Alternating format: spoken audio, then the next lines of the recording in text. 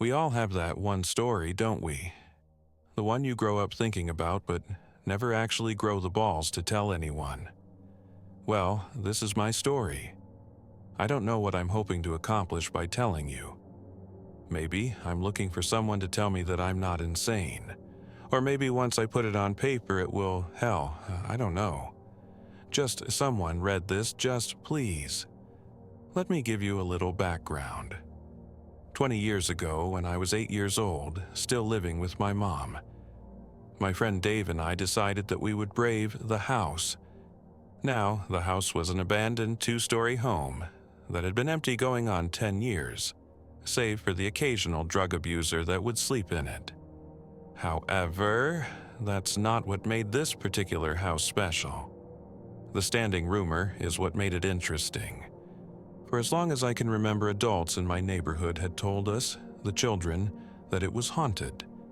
I'm sure it was just their way of getting us not to play in it, though. Regardless, because of that, the house had a sort of ominous aura that hung around it. Just looking at that decaying building would give you the shivers. Although, despite our inherent fear of the place, Dave and I decided we would explore this house. We would become legends in our own right. At least, that's what we hoped. It was Tuesday, all those years ago, well past midnight, and both of our parents had fallen asleep. The two of us decided we would sneak out, use the night as our cover. We agreed it would be best to meet up in front of the house. Still, I wish we hadn't agreed to do it.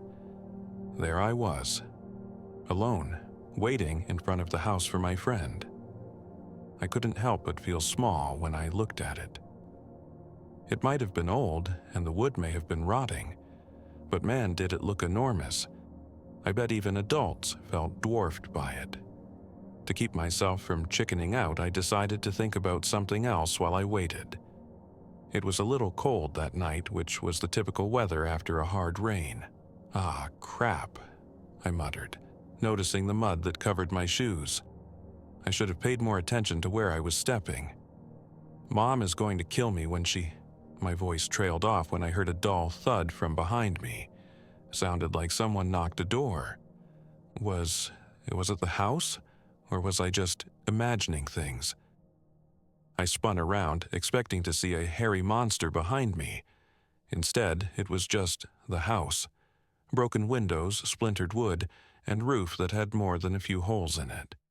Just the usual, nothing to panic about.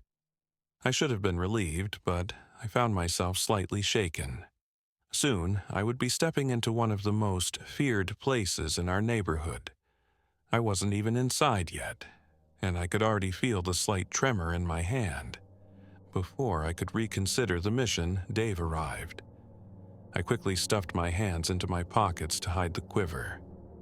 I could see his small figure bouncing up and down. The little jokester was skipping across the street. My fears were immediately replaced with giddy laughter. "You're such a clown," I managed to say in between my giggles. We both reached out and shook hands, like his father had taught us. Luckily, he didn't notice the tremor. Dave used his hands to smooth back his black hair, kind of like a greaser would in a cliched movie. "You ready for this?"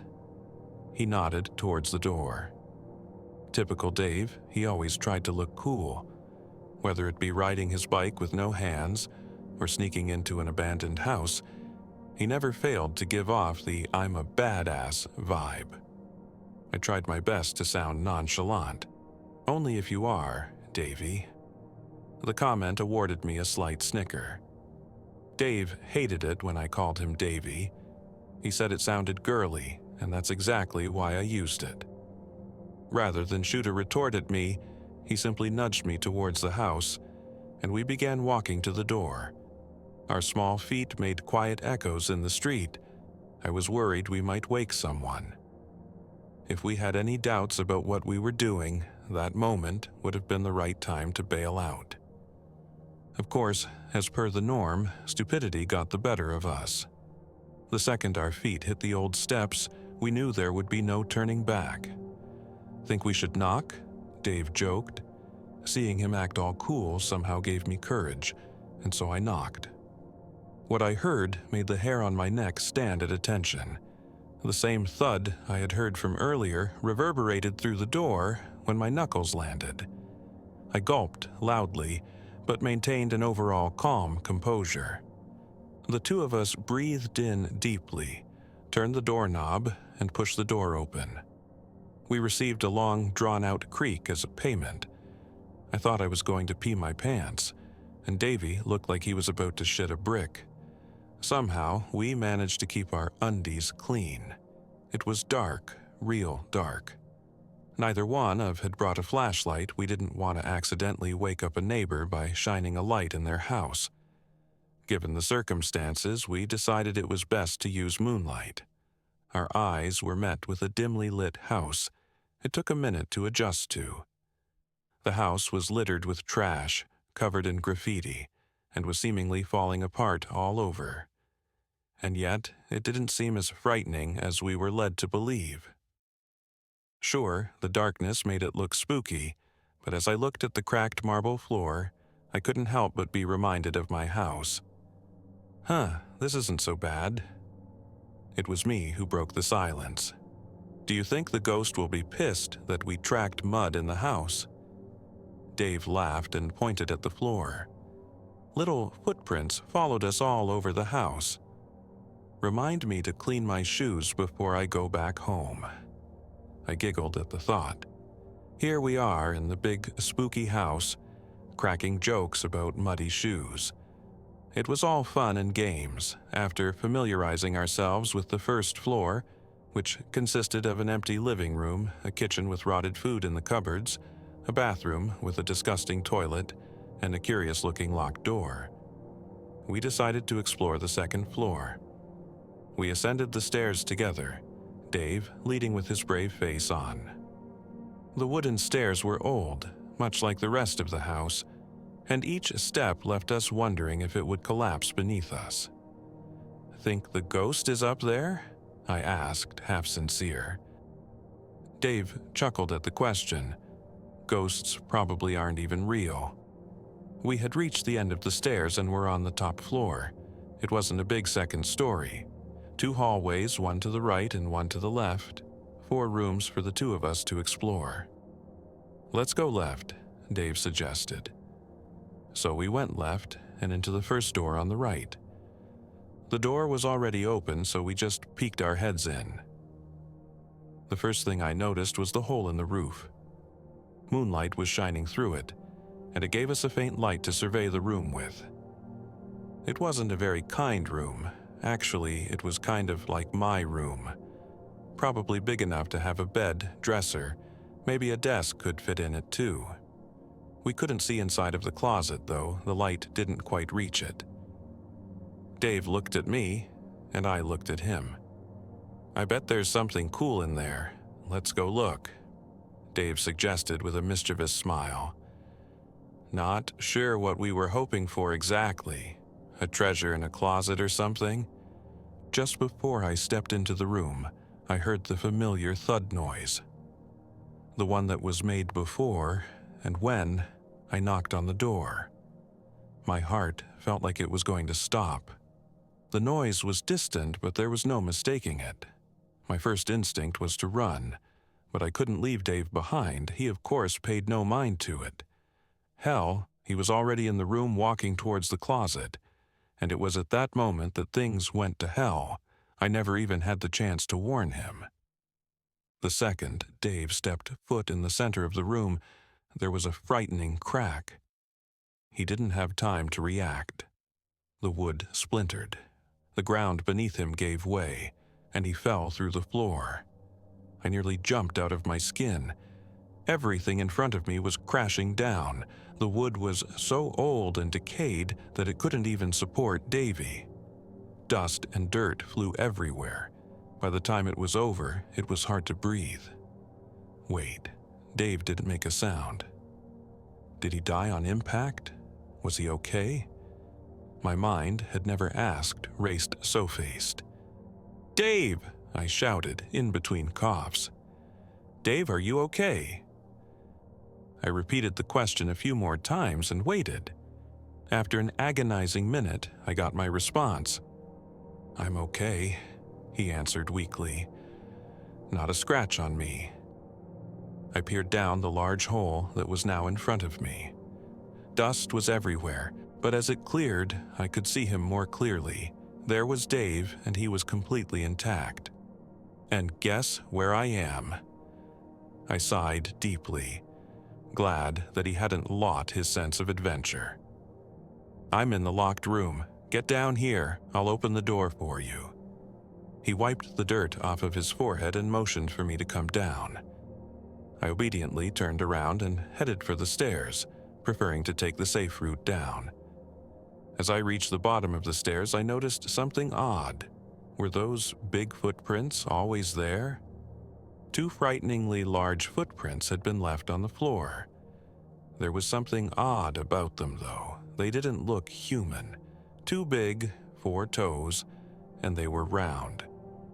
My imagination quickly got the better of me, and I could feel the panic rising quickly. I was starting to feel nauseous, even more so when I realized the footsteps were leading to the room that Dave was in. I glanced at the front door. It was open. I could leave right now, run home, and tell my parents to call the police. We didn't have cell phones back then, but I didn't do any of that. I just kept walking towards the locked room.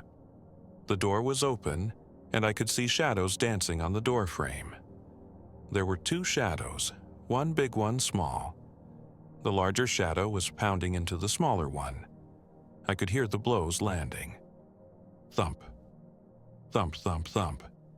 Each time it hit, Dave would whimper. I was frozen in place. The door was only a few feet away, but I couldn't bring myself to take another step. I wanted to save my friend, but I just couldn't move. I could only stand there and watch the shadows. "Please, stop. Smash." The last hit was harder than any of the others' ones. I could hear the bones break from where I was standing. Dave's shadow stopped moving. The larger shadow picked up the frail little body and began slashing into it with what looked like a blade. A dark liquid splashed onto the door and started oozing towards the floor. I wanted to puke. I could feel hot liquid running down my pants. Must have been scared enough to piss myself. I looked at the floor and saw the puddle that I had made. It was time to leave. I took one last glance at the door, and what I saw when I looked up still haunts me today. A large humanoid figure stood in the doorway holding Dave's body. It was too dark to see it clearly, but I got a peek at its eyes, its big blue eyes, big and blue like the ocean, and the waves were rippling with rage. I wanted to leave. No, I needed to leave, but my legs refused to move. They were anchored to the floor. Fear had stopped them completely. My heart, on the other hand, was moving. It was moving very fast. Reluctantly, I stood there, staring at the monster that was holding my dead friend. It didn't take long for our eyes to meet. We stood there in an eternal staring contest. I was too afraid to blink. I remember thinking that if I closed my eyes, I would never open them again. It was only after 2 long minutes that I could finally feel my legs again, so I slowly took a step back.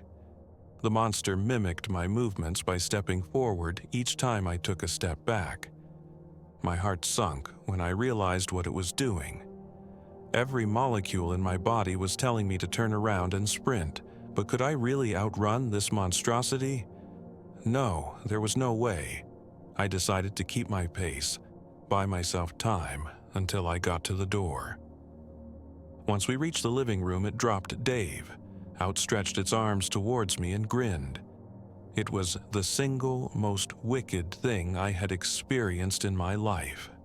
The monster's grin, from corner to corner, reached both of its eyes. His teeth were long, white like a shark. We were almost at the door, but he was no longer mimicking my steps. For each step I took, he took 2. Step by step, he was closing the gap. The moonlight from the window shined on his outstretched arm. Its hand was human-like, only there was something off about it. The nails were long, the skin was rotted, and some of the flesh looked like it had scratched off. It was enough to make me dizzy. Soon, I could hear it breathing. Each breath was labored, it was almost wheezing. One more step and I would see its entire body in the moonlight. I didn't want that. The thought alone was enough to make me turn, grab the doorknob, throw it open, and rush out of the house. I didn't dare look over my shoulder until there was some distance between the two of us. I expected to turn around and see the monster lumbering after me, but surprisingly it wasn't. The monster never came out of the house. It didn't chase me down the street. It didn't rip me to pieces. It just stood there on the porch waving goodbye, its malformed hand slowly rocking back and forth, with the same deranged smile on its face. A few days later, when the police report was made public, my parents told me that the monster was just a hobo on drugs. The police had found Dave's body next to a dead homeless man. Apparently, he had overdosed shortly after I had left. I tried to tell myself that I was just imagining things and that there was no monster, but I don't know what to believe. I've been thinking about it a lot lately. I can't get that fucking smile out of my head. I'm done with this. If I write any more, I'll start having nightmares again. Food's here anyway. I just heard a knock at the door.